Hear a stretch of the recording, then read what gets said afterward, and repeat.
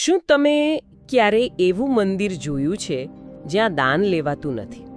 શું તમે જાણો છો કે જલારામ બાપાના અન્ન ક્ષેત્રમાં ભૂખ્યા લોકો માટે અનાજ ક્યારેય ખૂટતું નથી? વીરપુરના આ મંદિરની દિવાલો પણ વાર્તાઓ બોલે છે, પણ શું તમે સાંભળી છે એ રહસ્યમય અવાજ? આજના આ સંવાદમાં ચાલો શોધીએ એ 7 રહસ્યો જે જલારામ બાપાને માત્ર સંત નહીં, એક જીવંત ચમત્કાર બનાવે છે. આ ચર્ચા શ્રી ગગન શ્રીધરાણીના દૃષ્ટિકોણથી પ્રેરિત છે. ચોક્કસ. વીરપુર રાજકોટથી બહુ દૂર નહીં, લગભગ 52 કિલોમીટર છે. પણ આ નાનકડું ગામડું, ખબર છે, જલારામ બાપાના પેલો સેવા પરમો ધર્મ અને જીવ સેવા એવં માધવ સેવાનો જે મંત્ર છે એના લીધે આખી દુનિયામાં પ્રસિદ્ધ છે. અને શ્રી ગગન શ્રીધરાણીના વિશ્લેષણને આધારે આપણે જોઈએ તો આજે આપણે આ સેવા ભાવનાના મૂળમાં જે ઊંડા, કદાચ ઓછા જાણીતા પાસાઓ છે ને એની સફર કરીશું, જે આ જગ્યાને ખરેખર અનન્ય બનાવે છે. હા, ચાલો તો આ સફર શરૂ કરીએ સીધા મંદિરના પ્રવેશદ્વારથી જ. ત્યાં એક નિયમ છે જે ઘણાને કદાચ થોડું આશ્ચર્ય પમાડે, અને એ છે આપણું છઠ્ઠું રહસ્ય. કયો નિયમ? મંદિરમાં પેલી ભૌતિક વસ્તુઓ, મોબાઈલ ફોન, પર્સ, વોલેટ, આવું કશું જ સાથે લઈ જવાની સખત મનાઈ છે.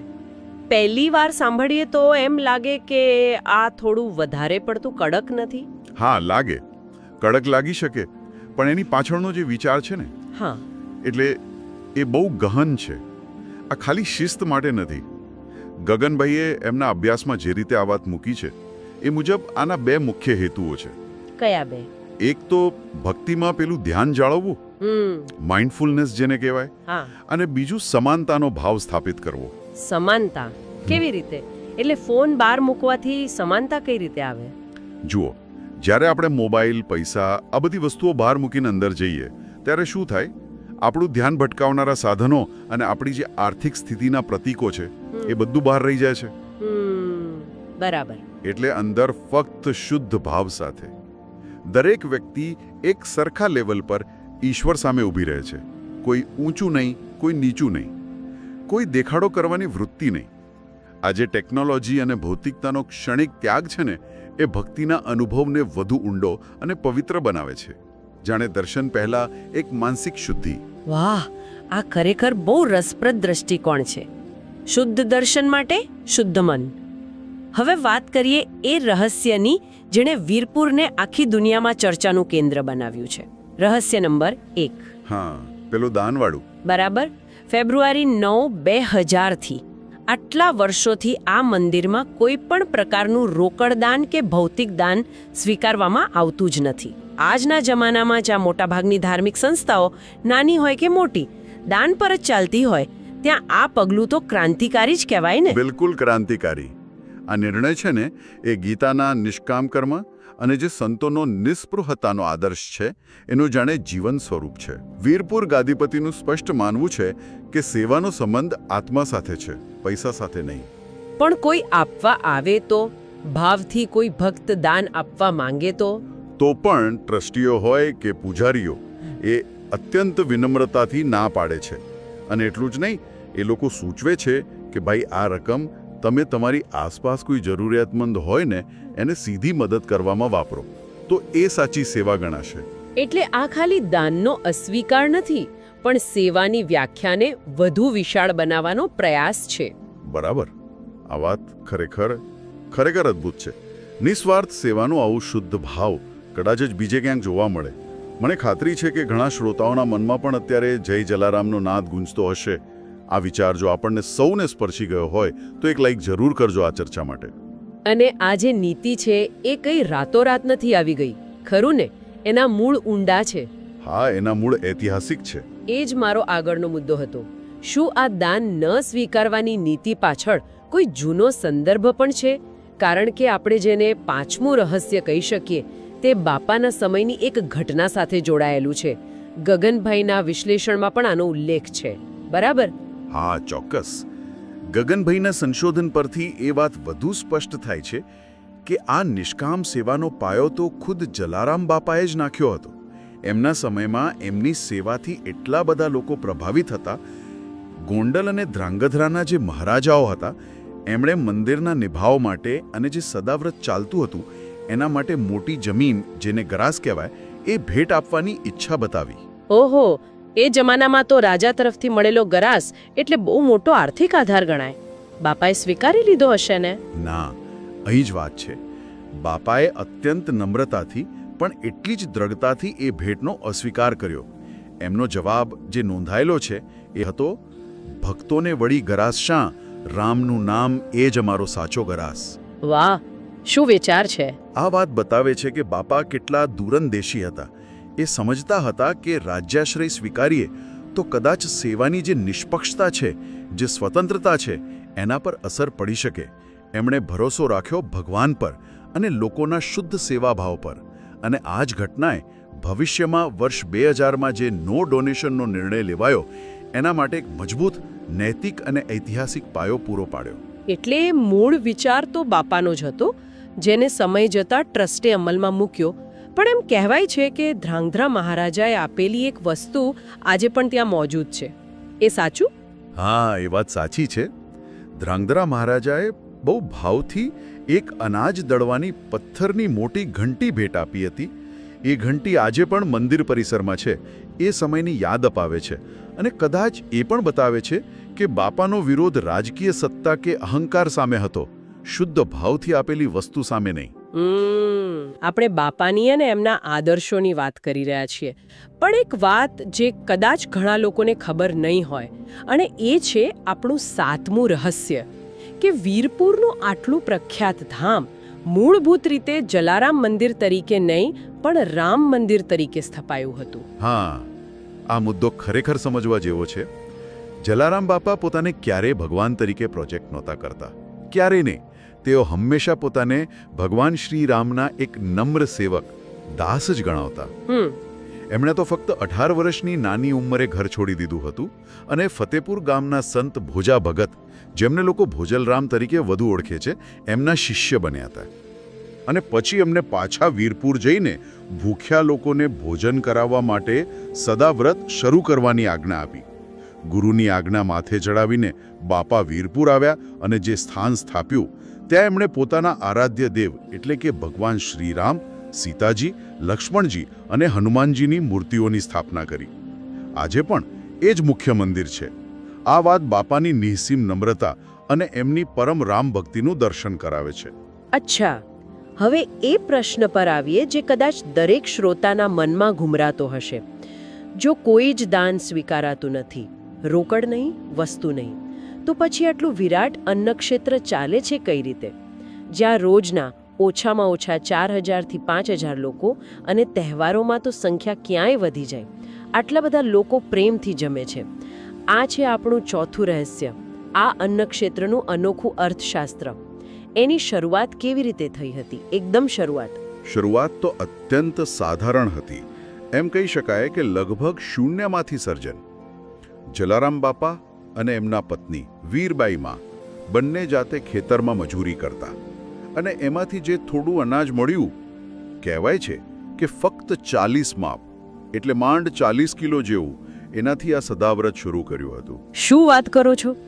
ફક્ત 40 કિલો અનાજથી આટલું મોટું અન્નક્ષેત્ર? હા, અને જ્યારે એ અનાજ પણ ખૂટી ગયું ને, ત્યારે વીરબાઈ માતાએ એક ક્ષણનો પણ વિચાર કર્યા વગર પોતાના લગ્નના જે દાગીના હતા એ વેચી દીધા અને એમાંથી જે પૈસા આવ્યા એનાથી અનાજ ખરીદીને સેવા ચાલુ રાખી.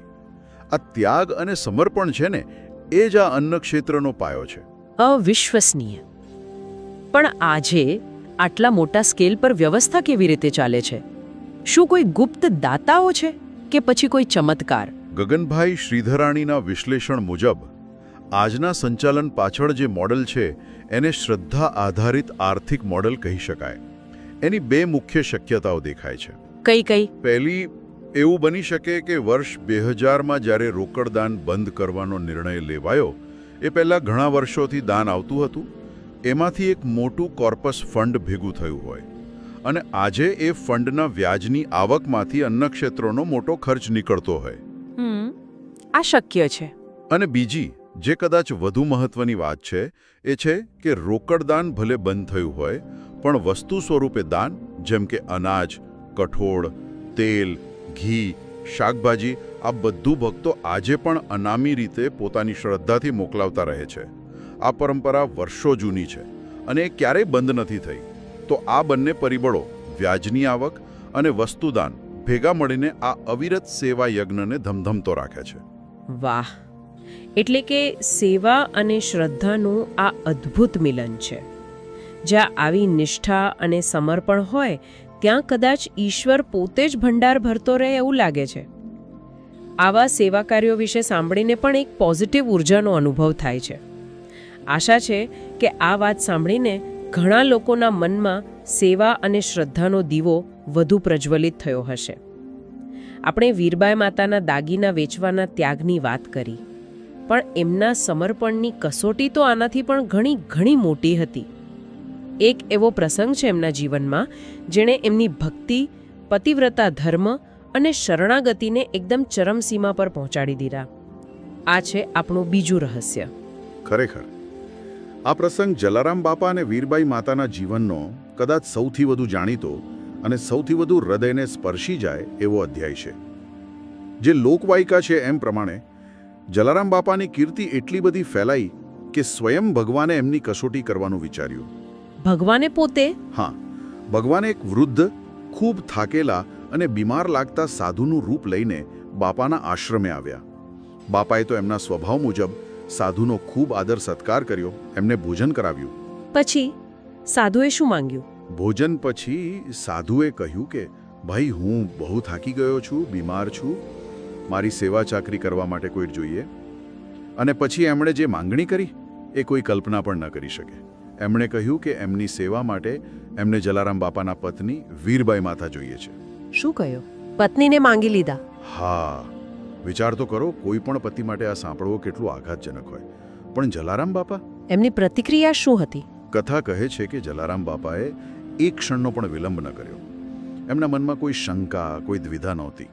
અત્યંત શાંતિથી પેલો અતિથિ દેવો ભવનો ભાવ છે ને, એને પરાકાષ્ઠાએ લઈ જઈને અને ભગવાન પર સંપૂર્ણ શ્રદ્ધા રાખીને એમણે પોતાની પત્ની વીરબાઈ માતાને સાધુની સાથે એમની સેવા કરવા જવા માટે આજ્ઞા કરી દીધી. અને વીરબાઈ માતા? એમણે શું કહ્યું? વીરબાઈ માતાએ પણ પતિની આજ્ઞાને જ ઈશ્વરનો આદેશ ગણ્યો. કોઈ સવાલ નહીં, કોઈ સંકોચ નહીં. તરત જ સાધુ સાથે એમની સેવા કરવા જવા તૈયાર થઈ ગયા. આજે પતિ પત્ની વચ્ચેનો વિશ્વાસ છે, જે પરસ્પર સમજણ છે અને ઈશ્વર પ્રત્યેની જે અનન્ય શરણાગતિ છે એ અદ્ભુત છે. આ ખાલી વાર્તા નથી, પણ આપણા ભારતીય સંસ્કૃતિના જે મૂલ્યો છે ને એનું શિખર છે. આ શ્રદ્ધાની વાત જો આપને પણ અનુભવાતી હોય તો નીચે કમેન્ટમાં જય જલારામ લખીને ભાવ વ્યક્ત કરી શકાય છે. પણ આ કસોટીનો અંત એ અત્યંત ચમત્કારિક હતો. જેવી વીરબાઈ બાતા પેલા સાધુ સાથે ગામના પાદર સુધી પહોંચ્યા, ત્યાં અચાનક શું થયું ખબર છે? શું થયું? પેલા વૃદ્ધ સાધુ અદ્રશ્ય થઈ ગયા અને એ જ સમયે આકાશવાણી થઈ. સ્વયં ભગવાને વીરબાઈ માતાના પતિવ્રતા ધર્મ અને બાપાની અડગ શ્રદ્ધાની પ્રશંસા કરી. ભગવાને પ્રસન્ન થઈને વીરબાઈ માતાને વરદાન આપ્યું. વરદાનમાં શું આપ્યું? પોતાની જોડી, જેમાં ભિક્ષા લેવાય, અને ધોકો, એક લાકડી. એ જ જોડી અને ધોકો જે આજે પણ વીરપુર મંદિરમાં છે. આ છે આપણું ત્રીજું રહસ્ય. બિલકુલ એ જ આકાશવાણીમાં ભગવાને કહ્યું કે આ જોડી અને ધોકો સાચવીને રાખજો અને તેનું પૂજન કરજો. જ્યાં સુધી આ તમારી પાસે રહેશે ત્યાં સુધી તમારા ઘરમાં અન્નનો ભંડાર ક્યારેય ખૂટશે નહીં. આ એ જ દિવ્ય જોડી અને ધોકો છે જે આજે પણ વીરપુરના મુખ્ય રામ મંદિરમાં કાચના કબાટમાં સુરક્ષિત રીતે રાખેલા છે અને એમની પૂજા થાય છે. આ ખાલી વસ્તુઓ નથી, પણ ઈશ્વરના સાક્ષાત આશીર્વાદ અને પેલો અખૂટ ભંડાર છે ને એનું પ્રતીક છે. અને આ વાત તો આખી કડી જોડી દે છે. જેમ ગગનભાઈ શ્રી ધ્રાણીએ એમના વિશ્લેષણમાં ઇશારો કર્યો છે, આ દિવ્ય વરદાન, આ અખૂટ ભંડારની જે ખાતરી મળી, એ જ કદાચ મંદિરની પેલી નો ડોનેશન નીતિ પાછળની અતૂટ શ્રદ્ધાના મુખ્ય આધાર છે. બરાબર. જો ભગવાન તરફથી જ અનંત ભંડારની ગેરંટી મળી હોય તો પછી માણસો પાસેથી ભૌતિક દાન લેવાની જરૂરત શું રહે? આ તો આખી વાતને એક નવો જ અર્થ આપી દે છે. આવા ઊંડાણપૂર્વકના જોડાણો જ્યારે સમજાય ને ત્યારે ખરેખર આખી વાત વધુ સ્પષ્ટ થાય. જો આવી ચર્ચાઓ અને વિશ્લેષણોમાં રસ પડતો હોય તો અમારી ચેનલ સાથે સબસ્ક્રાઇબ કરવાનું વિચારી શકાય. ખરેખર આ સાતે રહસ્યો છે ને એકબીજા સાથે એટલા જોડાયેલા છે જાણે એક મોટી તસવીર બનાવતા હોય. જેમ કે દાનનો અસ્વીકાર રહસ્ય 1, પેલો રાજસી ગરાસનો અસ્વીકાર રહસ્ય 5 અને વીરબાઈ માતાનો પેલો સર્વોચ્ચ ત્યાગ રહસ્ય 2. આ બધા એક જ ફિલોસોફી તરફ ઇશારો કરે છે કઈ ફિલોસોફી?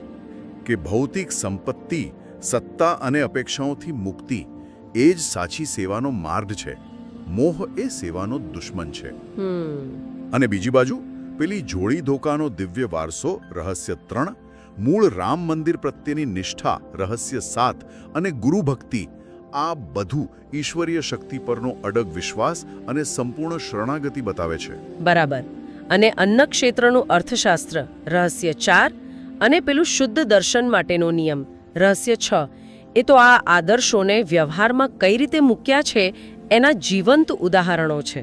એટલે ગગનભાઈના અભ્યાસમાંથી જે મુખ્ય સાર નીકળે છે તે એ છે કે વીરપુર ખાલી એક ધાર્મિક સ્થળ નથી, પણ એક જીવંત મોડેલ છે. હા, એક પ્રેરણાદાયી મોડેલ.